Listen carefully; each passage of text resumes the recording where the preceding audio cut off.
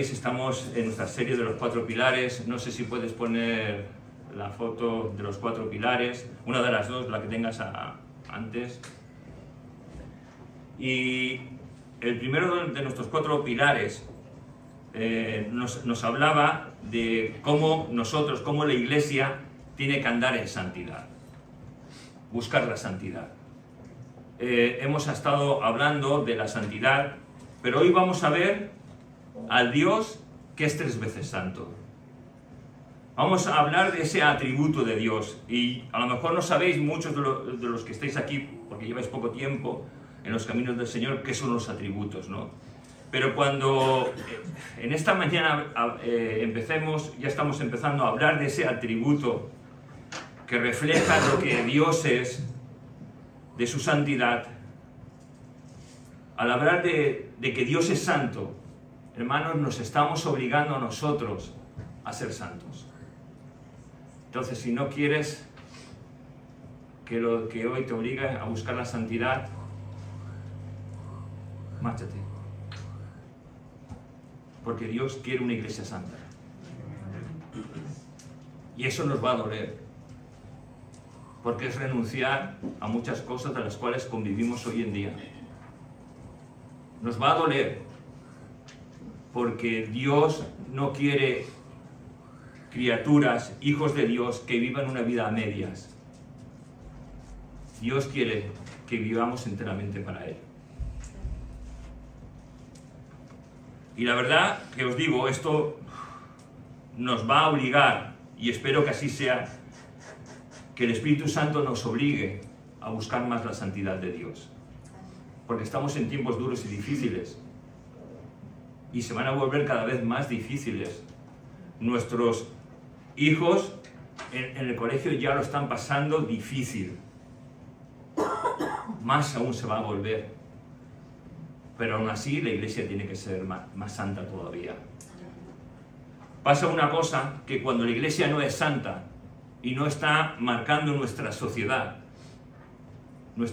se corrompe. Cuando la iglesia ha marcado una manera de vivir y de reflejar la santidad de Dios, los países, las naciones han cambiado. Entonces es nuestro deber cambiar, para que donde vivimos también cambie. Vamos a utilizar una porción que encontramos en el libro de Isaías, muy conocida por todos nosotros. Yo la voy a leer en la traducción, Nueva Traducción Viviente. ¿Vale? Es un poco más comprensible. Por eso muchas veces cuando voy a hablar acerca de un tema, de un pasaje bíblico, busco en todas las traducciones que pueda haber, incluso a veces en francés o en inglés, para ver un poco más la profundidad y la grandeza de lo que Dios nos quiere decir. Dice así, si queréis buscarlo, podéis buscarlo. Isaías capítulo 6, versículos del 1 al 4. Repito, Isaías 6, versículos del 1 al 4. El año en que murió el rey Uzías, vi al Señor en un majestuoso trono, y el borde de su manto llenaba el templo. Lo asistían poderosos serafines. Cada uno tenía 6 alas. Con 2 alas se cubrían el rostro, con 2 se cubrían los pies, y con 2 volaban. Y se decían unos a otros: Santo, Santo, Santo es el Señor de los ejércitos celestiales. Toda la tierra está llena de su gloria. Y sus voces sacudieron el templo hasta los cimientos, y todo el edificio estaba lleno de humo.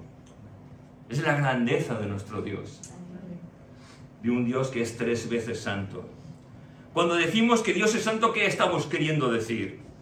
Pues lo que queremos decir es que estamos viendo la naturaleza y el carácter del Dios en que creemos. Vamos a intentar definirlo. Cuesta mucho definir la santidad de Dios. Yo he encontrado 2 definiciones, o incluso hasta 3, que me gustan bastante y que voy a ir compartiendo con vosotros. La definición de santo dice: es toda perfección, característica de Dios, que la Biblia nos presenta como perteneciente al ser divino y capaz de ser manifestado a sus criaturas. ¿Hemos entendido? Para aclararlo, es la esencia de Dios que se muestra a cada uno de nosotros a través de la palabra de Dios. Es un poquito de lo que Dios es. Y eso se nos revela a nosotros. Esto proviene de lo que es en sí Dios mismo. Forma parte de su ser. ¿Sabes? La santidad de Dios no es algo adherido a Él. No es algo aprendido como nosotros aprendemos. Dios es santo porque es así. No busquemos más explicaciones.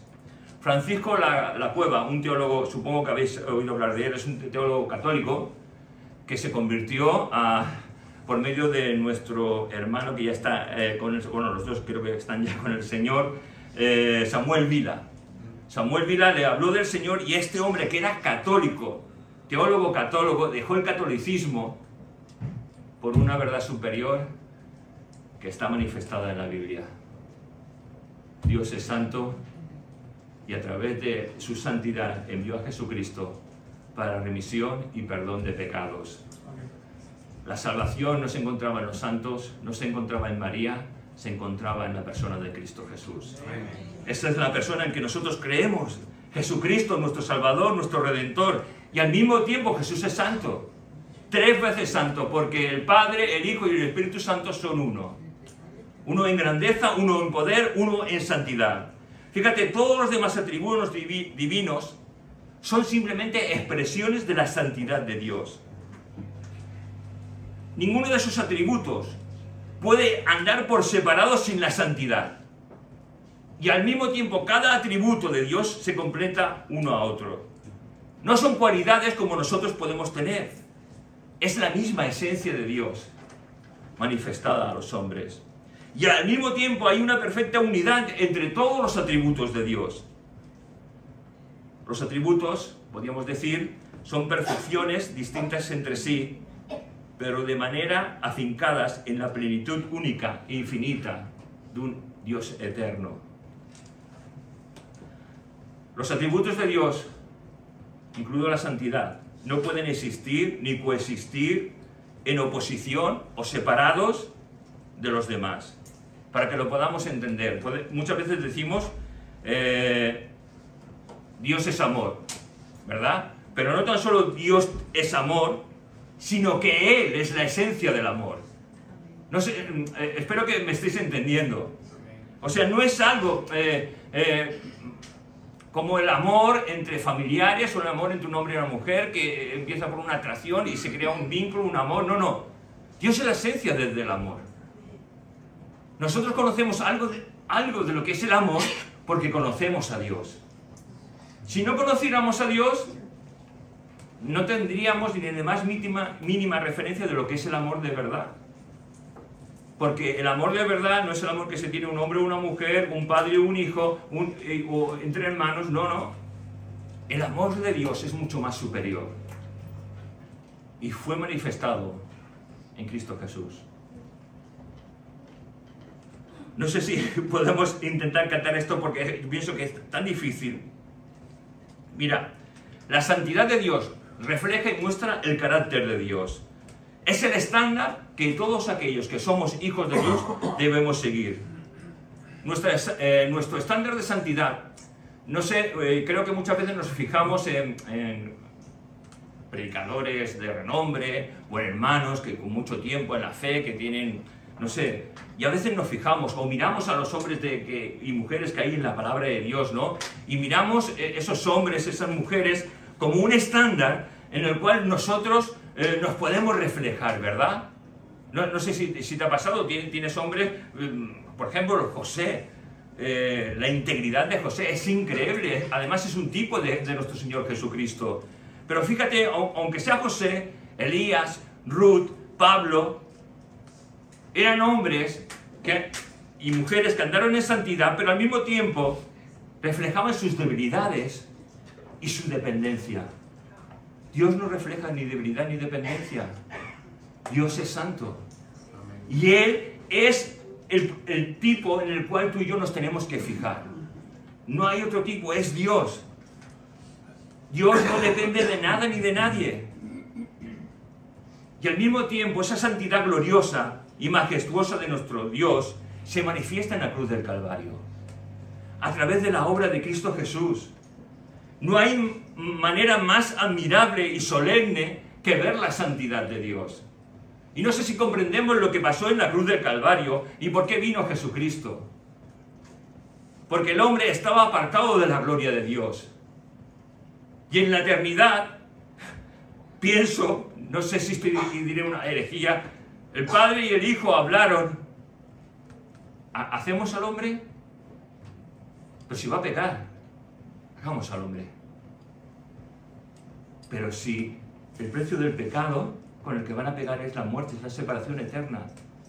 Y Jesús creo que dijo, yo pagaré el precio por ellos. Y Jesús pagó el precio para que tú y yo podamos haber conocido a Dios. Ese Dios santo que envió a su Hijo Jesucristo para perdonar nuestros pecados en la cruz del Calvario. La expiación de Jesús pone de manifiesto la manera más admirable de ver la santidad increíble de nuestro Dios, su odio al pecado. Por eso no estamos llamados a seguir patrones humanos, sino que tenemos que seguir y querer y llegar a la estatura del varón perfecto. Y ese varón perfecto es Jesucristo. Él es nuestra meta. Tenemos un llamado a ser santos como Dios es santo. Fíjate, Efesios 4:13 nos dice, hasta que todos lleguemos a la unidad de la fe y del conocimiento del Hijo de Dios, a un varón perfecto a la medida de la estatura de la plenitud de Cristo. Él es nuestra meta, Cristo. A Él tenemos que querer ser igual como Cristo. No como los hombres, no como un pastor, no como un anciano, no como un cantante. No, ser como Cristo. Tener ese amor, esa santidad en la que Cristo reflejó, dando su vida en la cruz del Calvario. Y cuando yo hacía esta predicación y pensaba, ¿cómo vamos a llegar a la estatura de Cristo? No sé si habéis pensado, ¿cómo podemos, cuando habéis leído alguna vez este versículo, cómo podemos llegar a esta estatura? A la estatura del varón perfecto, a la estatura de Cristo. Solo hay una manera, hermanos, es conociendo más a Dios. ¿Y cómo conocemos más a Dios? A través de sus atributos. A través de lo que Dios es Él. Y por eso estamos viendo el mayor de los atributos, ninguno como otro. Dios es santo. Hermanos, Dios es santo. Mira, ahora el seminario de la iglesia pues está finalizando, ¿no? Los hermanos en los que han estado ahí han aprendido muchas materias, pero lo que han aprendido durante esos 3 años que les habrá costado sudor y lágrimas, no es nada comparado con lo que todavía hay que aprender. Y podemos dar gracias a Dios, porque tú y yo debemos tener ese hambre de decir, quiero más y más de Dios. Quiero aprender más de ti, Señor. Quiero conocer el corazón de Dios. Porque mira, cuando tú y yo vemos los atributos de Dios, cuando tú y yo vemos la santidad de Dios, estamos viendo el corazón de Dios. ¿Cómo es Dios? Y cómo nuestra vida debe ser cambiada a través de la santidad de Dios. Los ángeles, estos serafines decían, santo, santo, santo es el Señor. Es el atributo de Dios por excelencia. Podríamos clasificar los atributos, y la verdad es que es algo difícil de clasificar los atributos, pero voy a intentar utilizar lo que es la teología para intentar explicar de una manera muy breve lo que son los atributos de Dios. Porque cuando decimos que Dios es santo, estamos diciendo que Dios es perfecto, que Dios es puro, que Dios está separado del pecado y que Dios es digno de ser adorado y de ser alabado por aquellos que somos sus hijos. ¿Te das cuenta de ello?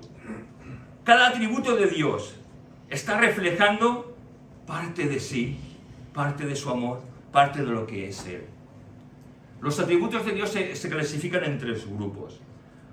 Los llamados ónticos, operativos y aquellos que son morales. Vamos a intentar explicar resumido, no es una clase de teología, entonces resumido. Los atributos ónticos se refieren a características esenciales del ser de Dios. Es decir, a lo que Dios es, a su naturaleza intrínseca, independientemente de su relación con la creación. Y son inherentes a su existencia. Para que lo podamos entender, los atributos ónticos nos hablan de la naturaleza interior de Dios. Y para que podamos entenderlo, nos preguntamos, ¿qué es Dios? Y yo creo que todos podríamos decir, Dios es uno, Dios es espíritu, Dios es infinito y atemporal, Dios es eterno, Dios es inmutable, Dios es infinito, Dios es autosuficiente. ¿Te das cuenta lo grande que es Dios? Estos atributos abarcan la trascendencia de Dios absoluta y diferenciada con lo que somos nosotros, sus criaturas. Están los atributos operativos, y esto describe las acciones o capacidades de Dios, es decir, cómo se manifiesta el poder y la voluntad de Dios en relación con su creación. Estos atributos están relacionados con lo que Dios hace. Los llamados operativos, ¿cómo actúa Dios? ¿Qué hace Dios? ¿Qué hace?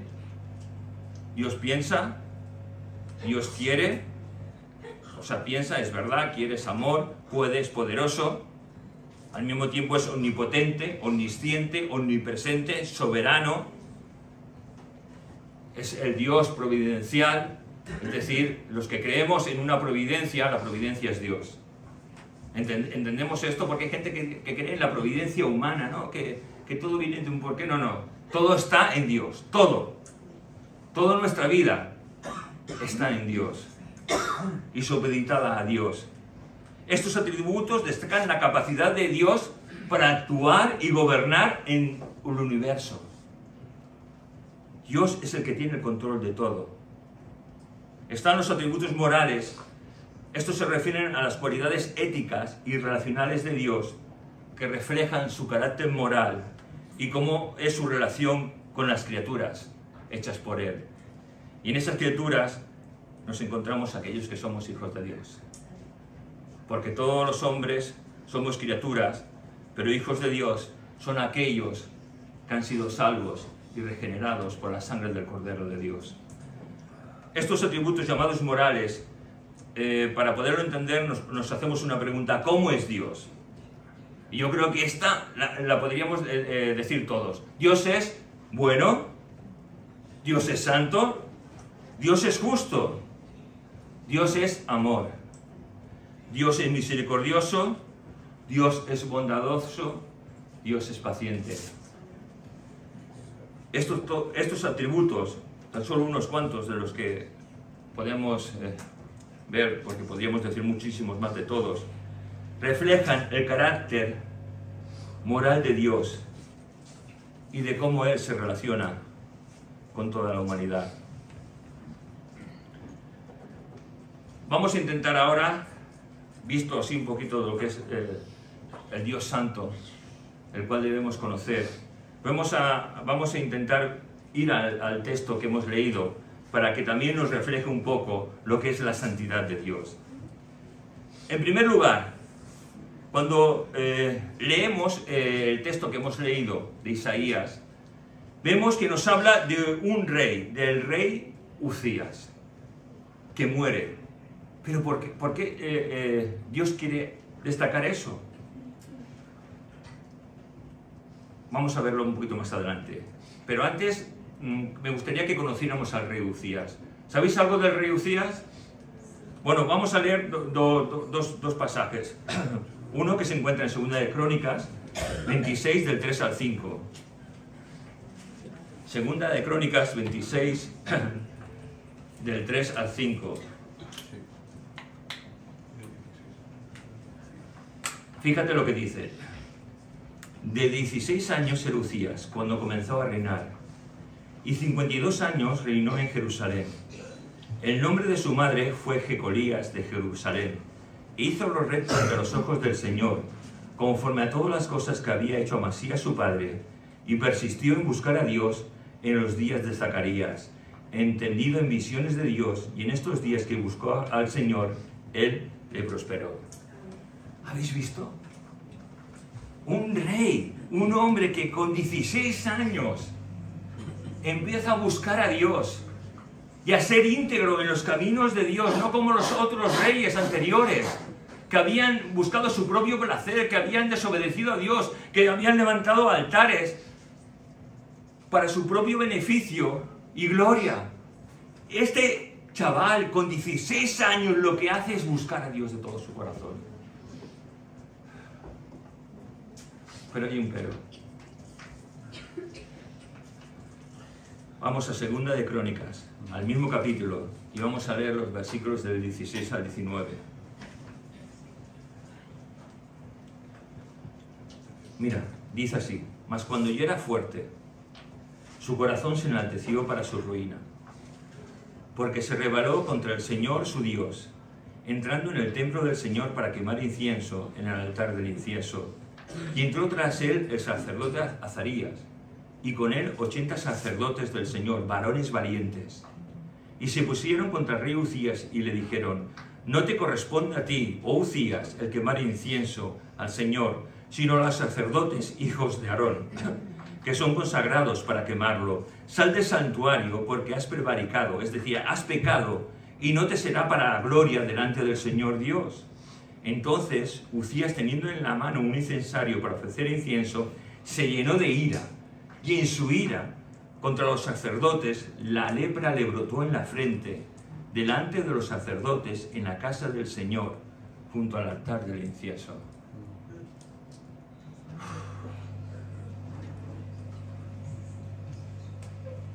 ¿Por qué es necesario hablar de todo esto? Pues porque muere un rey llamado Uzías y nos plantea lo que somos tú y yo. Somos mortales, somos finitos, frente a un Dios eterno y santo, que no permite el pecado ni la desobediencia de aquellos que somos sus hijos. ¿Te das cuenta de la importancia de esto? Fíjate, nos dice que empezó con 16 años, hizo lo correcto ante Dios, 52 años reinó en prosperidad y bendición, pero, en los últimos días de su vida se llenó de orgullo, y el orgullo ocupó el lugar que correspondía tan solo a Dios. ¿Sabes una cosa? Lo he dicho muchas veces, no es como empezamos, hermanos, es como estamos acabando nuestra carrera. Es como estamos acabando. Mira, podemos haber empezado muy bien. Uno puede tener dones de Dios. Uno puede haber abierto miles de congregaciones. Puede decir miles de profecías. Puede dar todo su dinero. Pero no es como hemos empezado, es como estamos acabando nuestra carrera delante de Dios. No es como delante de los hombres. Mira, hay una cosa que te tiene que importar. No agrades a ningún hombre. Agrada tan solo al Dios santo e único. Solo a Él tenemos que agradar. Fíjate, el orgullo ocupó el lugar, un lugar en la vida de este rey que no tenía que ocupar. El orgullo es el pecado de Satanás. Mira, el orgullo nos aleja de ver a un Dios santo, bueno y justo. El orgullo es el pecado de Satanás. El orgullo, hermanos, nos aleja de todo aquello que es santo. Refleja lo que hay en nuestro corazón. ¿Qué es lo que hace el orgullo? Reflejar nuestra necesidad interior de ser alabado, de ser reconocido. Mira, cuando como hijos de Dios queremos servir a Dios en lo que sea, tenemos que hacernos una pregunta. ¿Por qué queremos servir a Dios? Podemos tener un llamado de Dios, pero igualmente tenemos que hacer una pregunta. ¿Por qué queremos servir a Dios? ¿Por qué quiero barrer? ¿Por qué quiero ser maestro de escuela dominical? ¿Por qué quiero cantar? ¿Por qué quiero tocar? ¿Por qué quiero predicar? ¿Por qué quiero servir en lo que sea? ¿Por qué quiero? ¿Para sentirme bien conmigo mismo? Te equivocas. Para que la gente diga que, uy, qué bien lo hace. Es maravilloso. Nos equivocamos. Si queremos servir, tenemos que servir para que Dios se vea en nuestra vida, para que la humildad y la santidad de Dios sea un reflejo de que Cristo mora en nosotros. Claro, pero ¿a quién de nosotros nos gusta ser humildes? ¿A ninguno? Todos somos orgullosos. No, yo no soy orgulloso. Ya estás siendo orgulloso si has pensado eso. Necesitamos ser humildes, hermanos. Necesitamos andar en santidad. Porque el orgullo nos va a robar la santidad. Y tenemos que vivir y agradar a Dios, tan solo a Él. Mira, muchas veces no nos damos cuenta que hay orgullo en nuestra vida. ¿Por qué? Porque servimos a Dios. Tal vez porque ofrendamos, damos mi ofrenda, mi diezmo, colaboro con la iglesia perseguida, etcétera, etcétera, etcétera.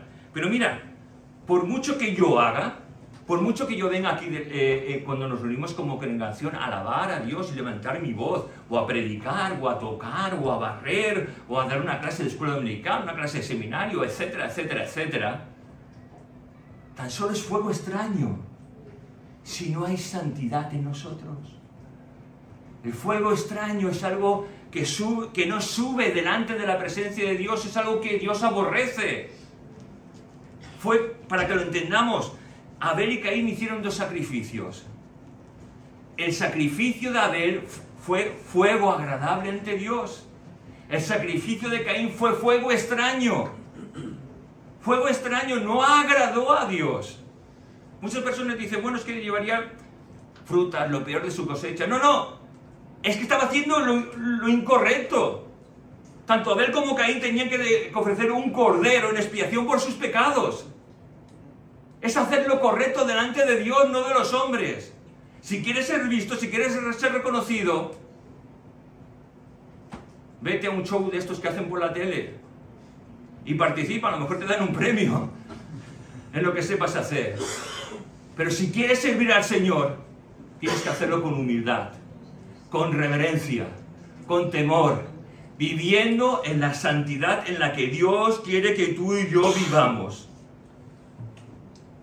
Mirando este texto, nos dice que las faldas de Dios, en otras versiones dice, el borde de su manto, llenaban todo el templo. Es decir, esto nos está hablando de la gloria, de la inmensa gloria que Dios tiene, que desborda cualquier aspecto que podamos pensar o imaginar. Es que la gloria de Dios, la santidad de Dios es tan grande que no la podemos encasillar ninguno de los que estamos aquí.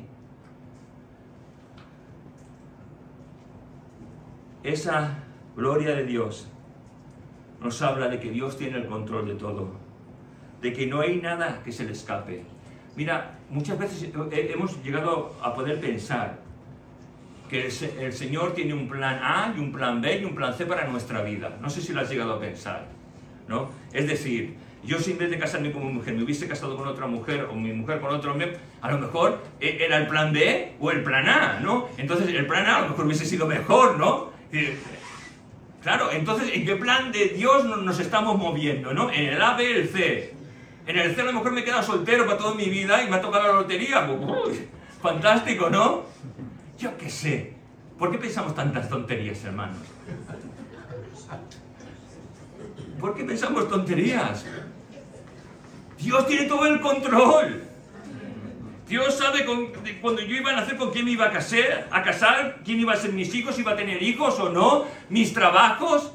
Él sabe a la hora y el día en que voy a morir. Él lo sabe todo. Él tiene el control de mi vida y de tu vida. ¿Para qué nos mareamos? ¿Para qué pensamos tonterías? Mira, el que piensa tonterías es tonto. Y la verdad es que Dios quiera que no seamos tontos. Hermanos, Dios tiene el control de todo.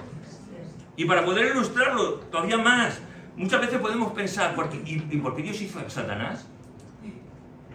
¿Y por qué Dios hizo al hombre, no? Si sabía que Satanás iba a rebelar y el hombre iba a desobedecerle, ¿pero por qué? Porque Dios hace lo que quiere. Nos corresponde a nosotros saber o decir lo que Dios tiene que hacer. No, hermanos. Dios es santo, Dios es soberano, Dios es único.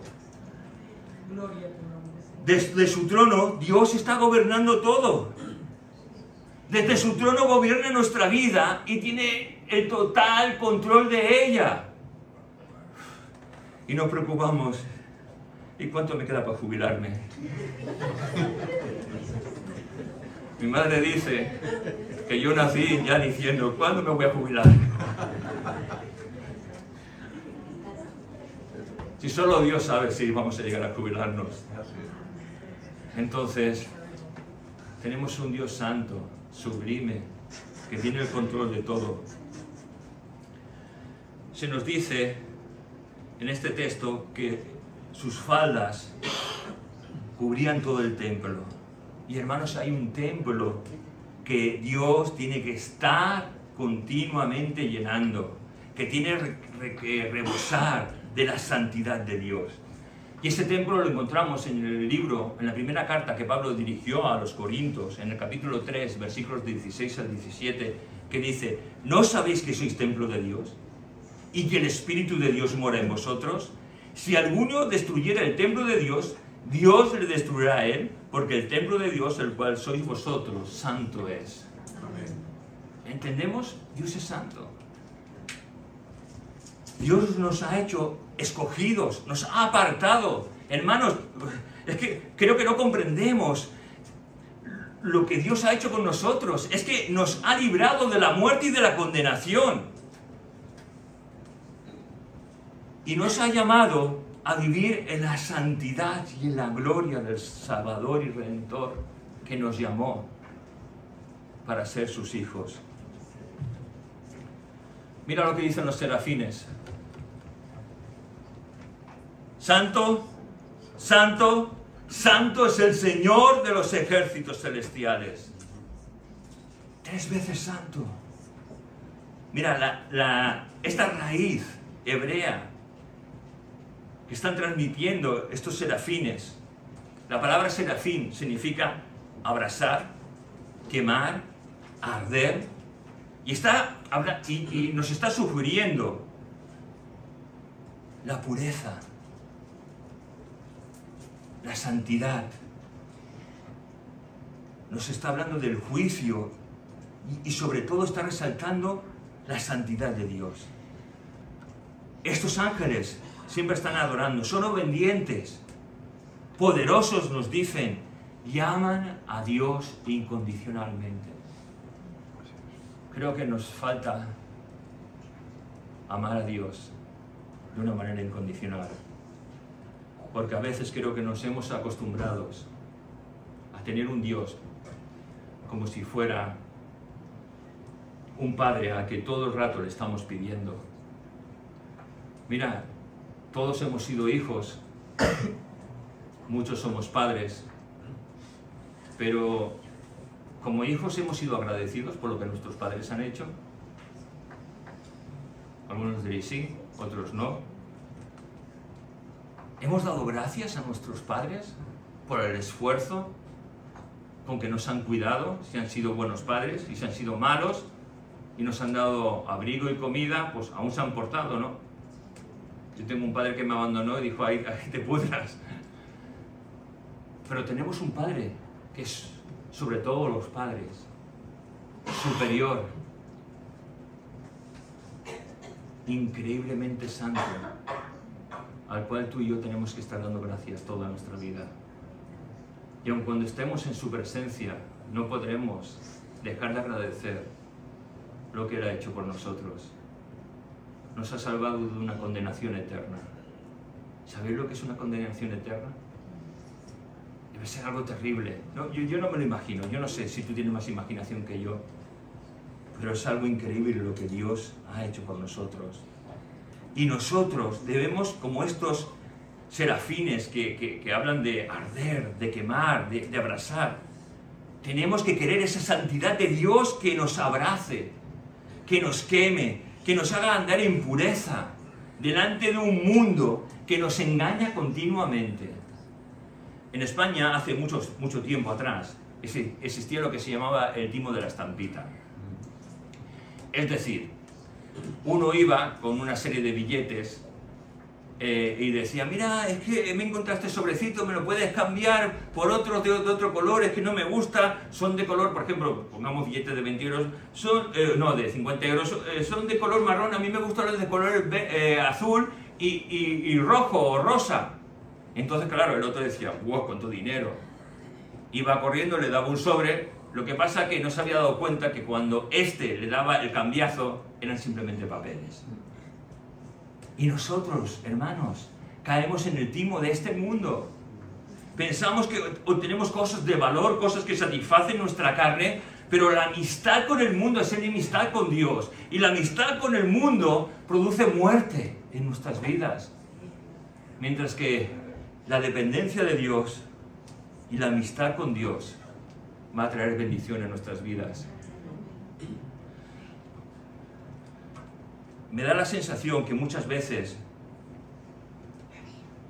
los que ministramos a Dios podemos venir con un corazón sucio, indigno. Muchos de nosotros podemos pensar que es que Dios lo permite y hacemos de un Dios santo y de un Dios justo un Dios a nuestra manera. Porque podemos pensar que podemos jugar con Dios. ¿No? ¿No es así? ¿Que podemos jugar con Dios? Pensamos en un Dios que es indulgente, que siempre nos está perdonando. Que aunque nos esté viendo y no comparta nuestra manera de vivir, pues Él, de una manera benigna, salta nuestras infracciones y nuestras rebeliones.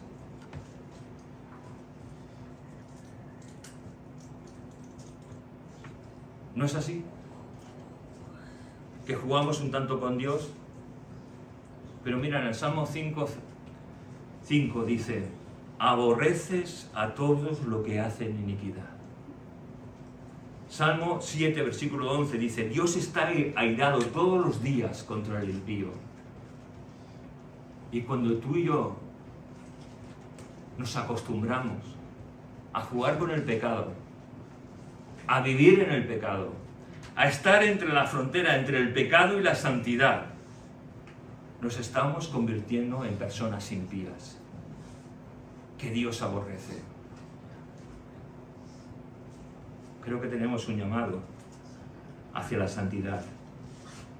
Hermanos, la santidad de Dios no puede permitir nuestra desobediencia y pecado. Y esto, hermanos, sinceramente, nos debería de dar miedo, nos debería dar terror el vivir así. Porque no podemos servir a dos señores. O servimos a uno, o servimos a otro, que somos nosotros mismos. Entonces creo que en esta mañana tendríamos que decidir a quién servimos. No podemos comprometer la santidad de Dios con una manera vana de vivir. A veces he escuchado a algún predicador, ¿no? Pastor sobre todo, que decía, Señor, si ves que voy a pecar, Señor, si ves que mi testimonio va a hacer que tú seas deshonrado, Señor, quítame la vida. Y hermanos, ¿no sería mejor eso? Que nos quitara la vida. Si yo voy a hacer algo que deshonre a Dios, si yo voy a hacer algo que daña a la iglesia de Cristo, mejor no sería que Dios nos quitara la vida. Es que estamos hablando de la santidad de Dios. Y Dios es un Dios santo. Mira, las alas de estos serafines nos dice que con 2 alas cubrían el rostro. Esto nos habla de humildad y de reverencia ante Dios. Con 2 alas tapaban sus pies, hablándonos de que el lugar donde estaban era sumamente santo. Y eso me recuerda que cada vez que tú y yo oramos, hablamos con Dios, entramos en la presencia santa de Dios. que no es cualquier lugar, que entramos delante del trono de Dios y tenemos que ir con una actitud santa, reverente de Dios. Yo creo que andamos tan a la ligera. Fíjate, cuando Dios llama a Moisés, ¿qué le dice? Que se quite el calzado de sus pies, porque el lugar que pisa, santo es. Con dos alas lo utilizan para volar, y esto nos habla de la disposición que tienen estos serafines, estos ángeles, la disposición que tienen de servir a Dios. Simplemente servir a Dios. Culminando lo dicho anteriormente, ¿queremos servir a Dios de esa manera desinteresada, sin recibir nada a cambio, dándolo todo simplemente por amor a Dios? Y siguen gritando estos ángeles: Santo, santo, santo es el Señor de los ejércitos. Es un énfasis en el que declaran suprema santidad. Es el único atributo de todos los atributos que tiene Dios, que en la palabra de Dios se repite 3 veces. La palabra santo que se utiliza es la palabra hebrea kadosh, que significa separado, pureza. Habla de la moralidad perfecta de Dios. Nos habla de que Dios está libre de pecado, que no puede pecar porque es perfecto. Y Él solo está por encima de todo lo creado y de todo lo que existe. Esta santidad nos habla de la esencia de Dios. ¿Qué tendría que producir en nosotros el ver esta santidad? Nos tendría que separar del pecado, tendría que consagrar nuestra vida, y nuestra vida tendría que reflejar la santidad de Dios. Lo dejamos aquí, intentando reflexionar en esta mañana, reflexionar en la santidad de Dios y reflejar al gran llamado que Dios nos está haciendo a todos nosotros, el de ser santo, porque Dios es santo, el de estar apartados para poder experimentar la gloria de Dios en nuestras vidas, el de apartarnos de todo, hermanos, de renunciar a cosas incluso que no son lícitas, que son buenas, simplemente por agradar a Dios. Todo aquello a lo cual renunciemos por agradar a Dios va a bendecir nuestra vida. Que el Señor nos ayude y el Señor nos bendiga en esta mañana. Vamos a orar. Después de la oración entraremos en un tiempo pues de alabanza, de meditación y de presentarnos delante de Dios para que Dios obre. Señor, te pedimos perdón por nuestros pecados. Te pedimos perdón por nuestra mala manera de vivir, por la pérdida de años y de años y de años sin vivir en santidad. Y te pedimos en esta mañana, tú que lo ves todo, que nos ayudes a vivir en santidad, Señor. Que nos ayudes, Señor, a reflejar tu gloria, Señor. Que podamos comprender que no tenemos que tener amistad con este mundo que nos rodea. Que nos ayudes a comprender y a entender que no podemos jugar con el pecado, Señor. Que nos ayudes a entender que no podemos jugar con nosotros mismos, Señor. Que no podemos tener una doble moralidad, Señor. Ayúdanos a vivir para ti, Señor. Ayúdanos a vivir en santidad. A que nuestra vida te honre, Señor.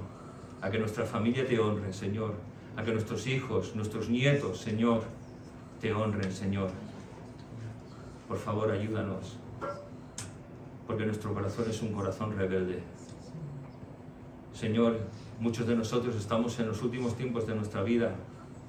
Te pedimos que nos ayudes a vivir y tal vez morir agradándote a ti, Señor. Para tu gloria y honra lo pedimos, en tu nombre, Jesús. Amén.